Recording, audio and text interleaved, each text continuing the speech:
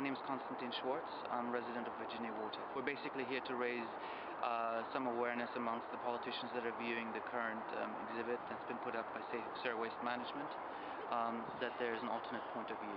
There are issues with regards to a lack of coherent strategy on incineration in this country to start off with, but with specifically the lack of infrastructure. The road system won't be able to cope with it. You've got a green belt to start off with as well, and in addition you've got an internationally protected wildlife conservation area. On top of that, you've got a proposed 2,500 home development right here on the other side of the incinerator, and across the M3 you've got a proposed office complex of more than 3,500 cars.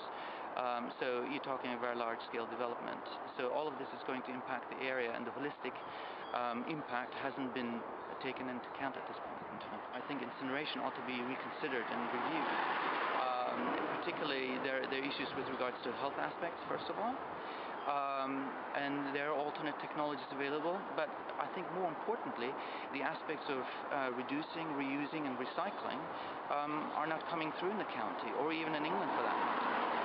And I think there's a lot more that can be done. You can learn lessons from countries such as Germany or Austria, where, for example, consumers are able to leave some of the external packaging with the supermarket retailer, and they will dispose of it for them, and that's by law. You look at countries like Canada or states in the US like California, where they have incredibly good mechanisms to reduce and reuse and recycle, and none of which you see in this county. My name's Sean Trotter. I'm the General Manager for Surrey Waste Management. Surrey Waste Management are submitting a planning application to build an energy from waste facility at this site during the summer this year. The reason that we're having the exhibition today and for the next 2 days on this site is to give local residents, stakeholders and members of the public an opportunity to come along and learn a little about the technology that we're proposing, why we're talking about building an energy from waste facility, give them an idea about the planning application process, and most importantly give them a chance to give us some feedback which, where appropriate, we'll look to incorporate into our planning application. The district and borough councils, together with the county council in Surrey, have an ambitious target to recycle 60% of the household waste that's produced in the county by 2025. They will get to that target by increasing the recycling rate and encouraging people to produce less waste in the first place. However, there will be an element of waste that's left over, residual waste, that cannot sensibly be recycled or composted.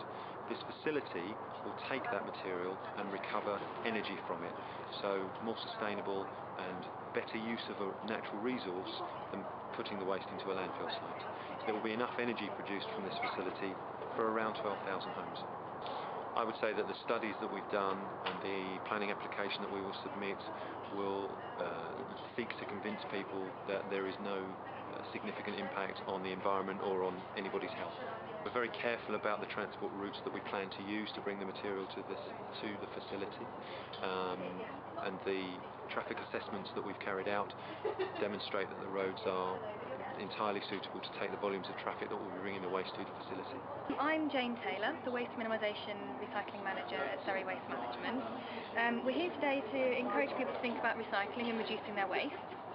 We've got a couple of examples of things that we're displaying. So for example, we've got a glass bottle here with some Pyrex in, so just trying to encourage people to think about making sure that they put the right materials in the right banks. And also some more examples of a fridge. What happens to a fridge or a freezer if you recycle it? So there's the plastics that go for recycling, and also the metals here as well go for recycling. We're doing quite well with recycling now in Surrey, so it's great that residents are really getting on board with the recycling message. What we're also trying to encourage people to think about is reducing the amount of waste in the first place. So there's a recent campaign that's being run, which is running on behalf of all the local authorities in Surrey, which is there are 3 R's in Surrey, and that's reduce, reuse and recycle. The next step is to take the feedback that we receive as a consequence of the exhibition that we're currently standing in and prepare the planning application ready for submission in the summer of this year. Well, subject to planning consent, there is around a 2.5 to 3 year build and commission process, so we're likely to be looking at sometime in 2012.